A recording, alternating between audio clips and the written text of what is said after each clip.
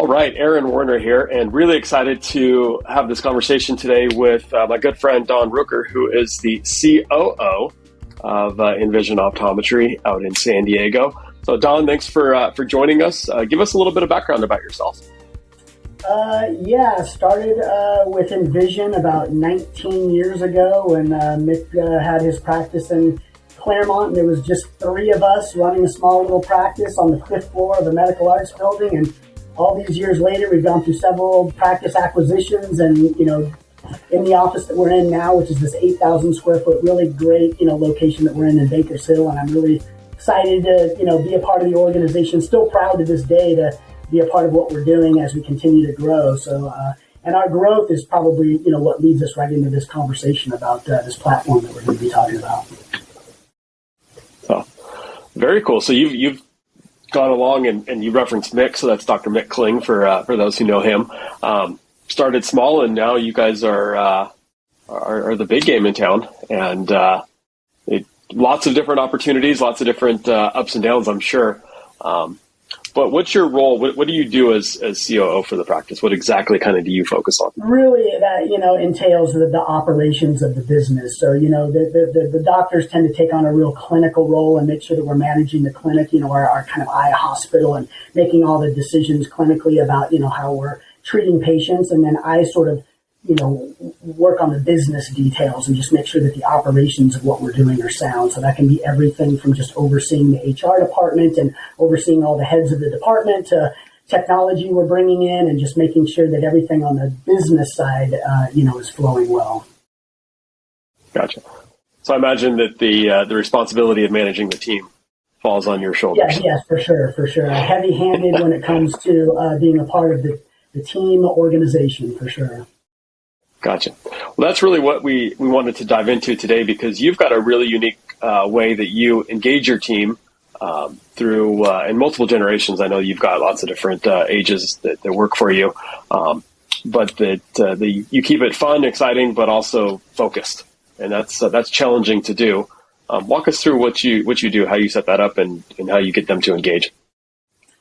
Specifically in regards to Slack, if that's what you want to talk about. If you're using Slack or Yeah, so unfortunately, we have become very compartmentalized. Our office is very large. It's 8,000 square feet. It's upstairs, downstairs. We have departments where, unfortunately, sometimes people rarely make it out of that department during the day. The opticians are on the floor a lot and don't get a lot of opportunity to spend time with other departments. Our call center is behind closed doors because we want to have those phone calls happening in a private space. And so that creates some challenges on how we communicate with just each other day to day on tasks that need to get done.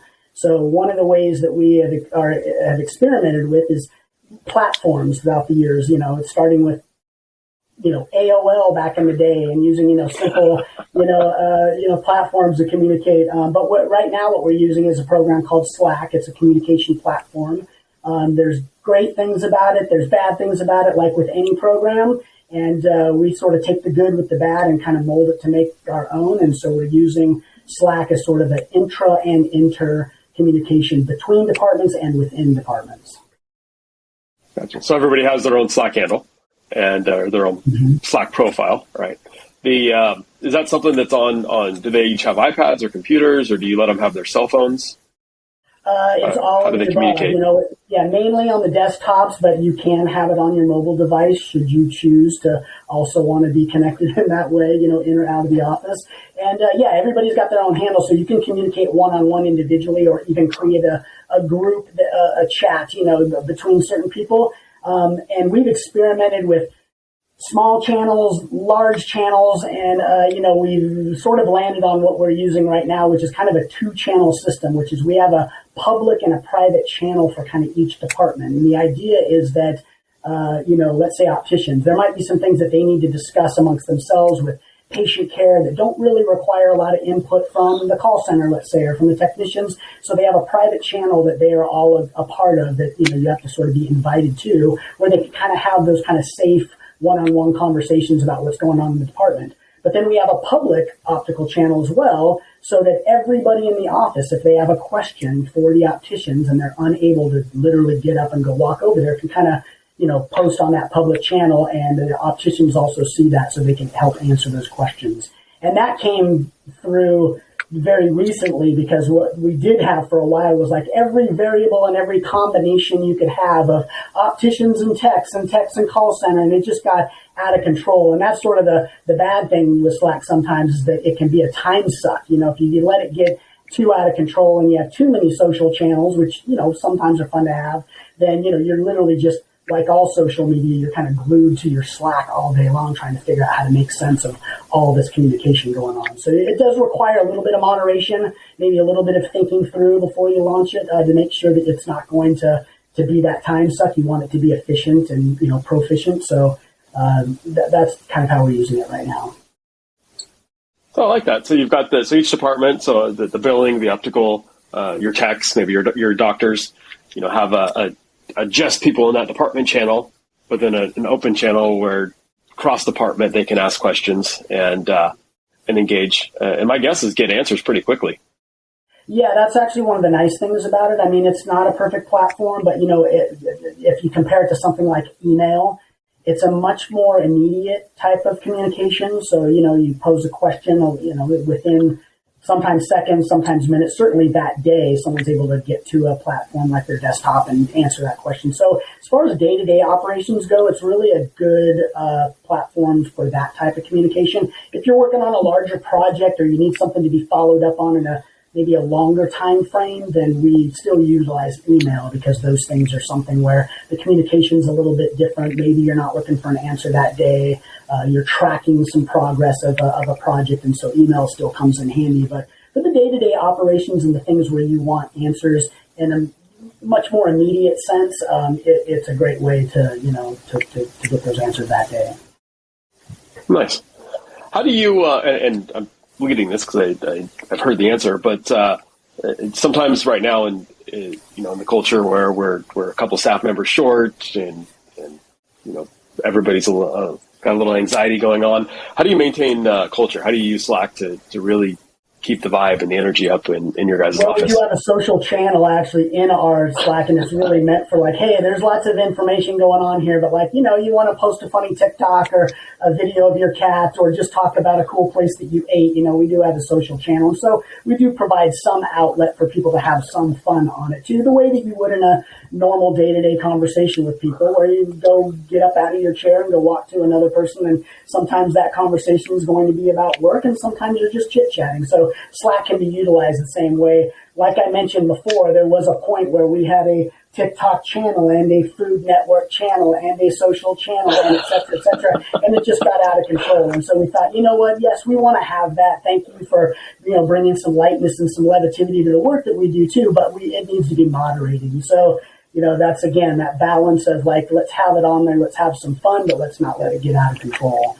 And that can easily be moderated. Sure. For someone on the back end like me who's got admin access, if there's also, unfortunately, sometimes communications can get a little sideways as you start to see a thread go where people misinterpret what's happening on a written platform rather than talking face to face. I also have the ability to kind of shut that conversation down, delete it altogether, call a couple people in and say, let's have a live conversation, because this doesn't seem to be heading in the direction that we want. We've got 25 people in the office, and sometimes people's communication skills are different than others. So it does need a little bit of moderation. It's good to have moderation, actually. Oh, of course. And I'm that's the same for anything, right? But I like that. So you guys do TikToks in the office? Yeah, every now and then if you're on your break or you made something outside, we do. And we'll do some fun group TikToks where you go down to the break room and, if there's some trend that that people think might be work-related, we'll turn some trend into a work-related type of thing, and then we post it on there. It brings a lot of levity, some laughter, especially when times get tense, and then someone posts a really fun TikTok on there that's somewhat work-related. It can, can lighten the mood up a lot. So we allow for that, as long as it seems to work appropriate. Oh, you got to have some fun, too. No, I love that. That's super cool. And then I was also, you also shared that you've got maybe it's its own channel, but you post all your reviews. And yes. Just in case not everybody's watching, the Yelps and the Googles and whatnot, but every review, good and bad, you post up there. We do, yeah. I'm sure with your guys' office, a lot of kudos.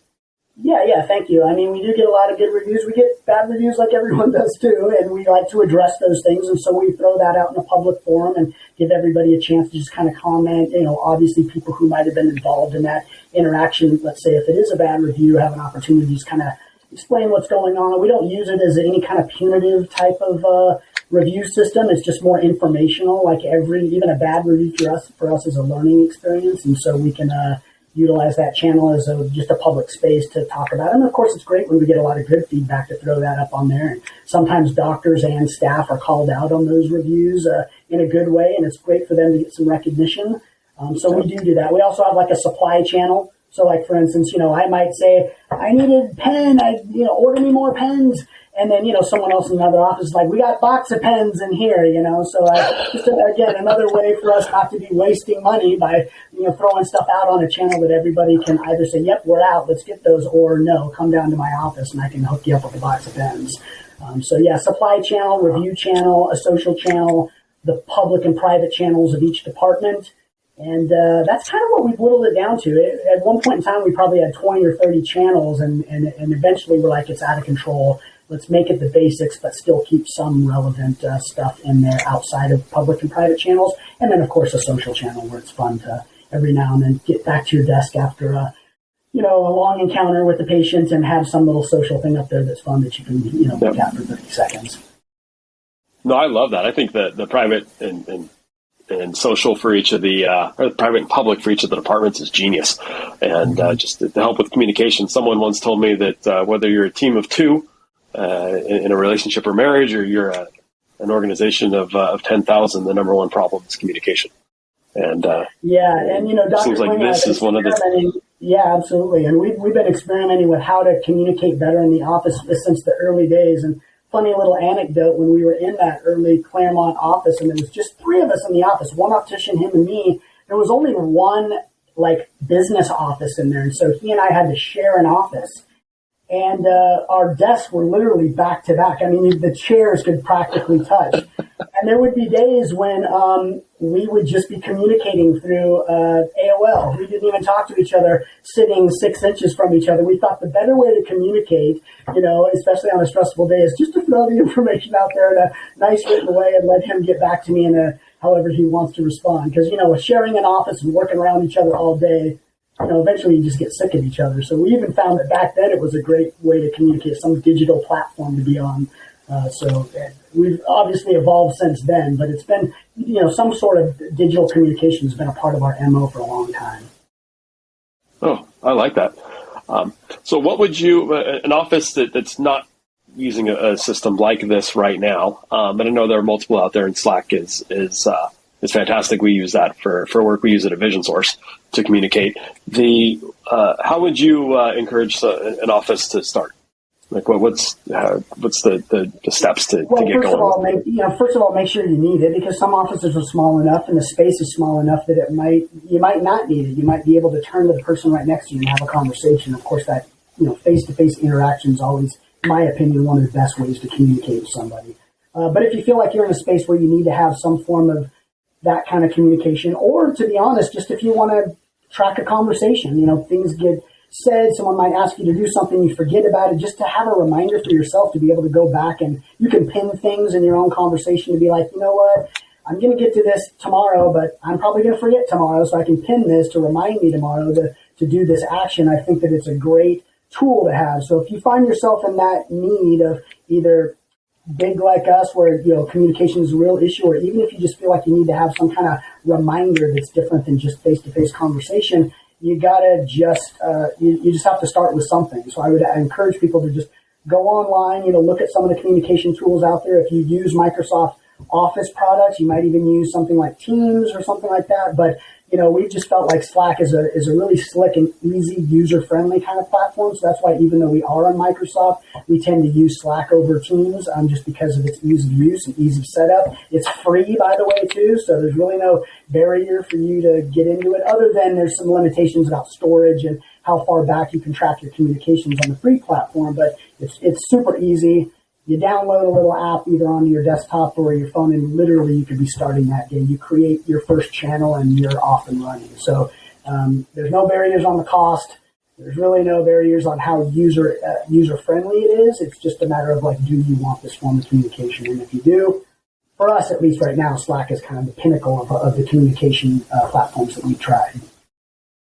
So awesome. And any challenges with different generations and of employees using Slack? I know that right now we've got upwards of 4, sometimes even 5 in different offices in the workforce.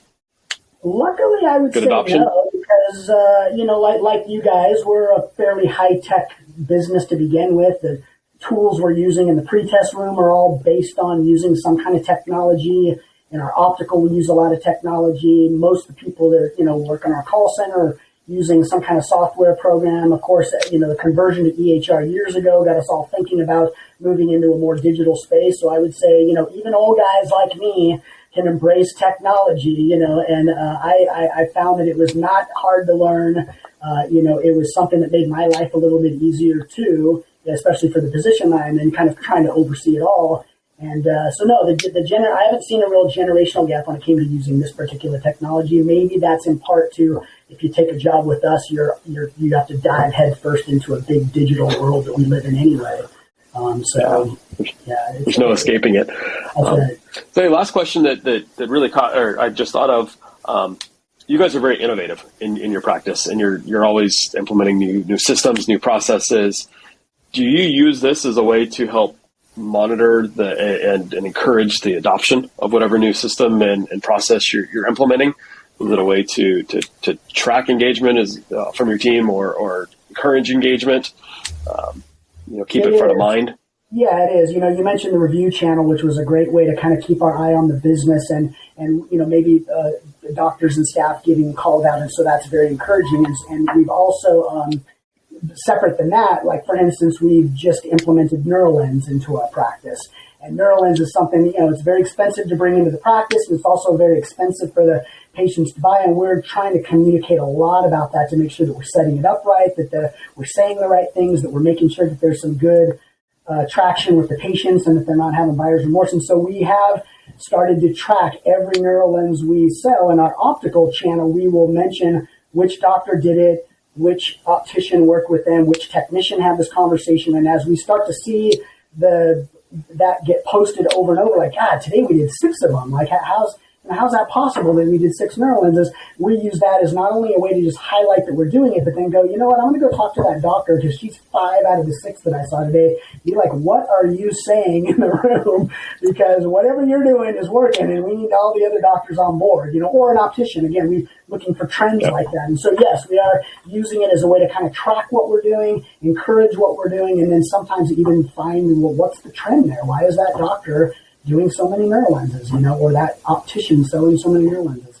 So yeah, it's nothing more formalized than that. Although you can also create polls and graphs within Slack, as you know, and so it's a nice way to throw engagement media out there to people to just engage them in whatever. How are we doing with this? How are we doing with that? So let's track this.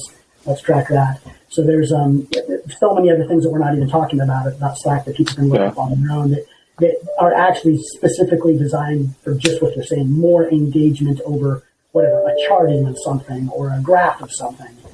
There are those tools. That's super cool because it's easy to we can track things in a spreadsheet, and those tend to be fairly unemotional and exciting for the nerds, but not overly exciting for everybody else. I agree with you on the NeuroLens. It's the front desk, reception or even the techs will talk it up. But they may not know what happens on the back end. So seeing that loop get closed, and even I imagine when patients come back in, because I agree, it's fantastic technology, that when they come back in, pick them up, put them on, just getting that instant reaction. The opticians get to see it and they get to be part of it, but not everybody else does. So them sharing it just helps to build that emotional excitement behind the products and technologies that we bring in.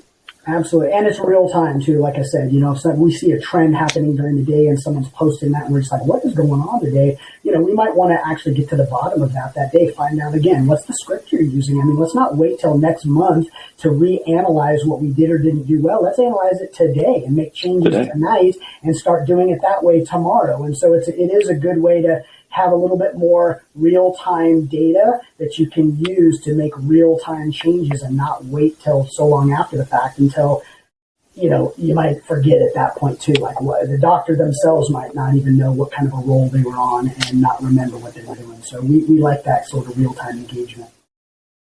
So awesome. Love it. Well, Don, I really appreciate the time and the insight, and it's clear why Mick Kling has been so successful. And when he's got a right hand like yourself, making sure that not just the big things all get taken care of, but the small things, not small, but the non-tangibles like the communications and the cultures and things along those lines. So excited to dive deeper into this in our office and hear more about what you're doing next time we chat. Yeah.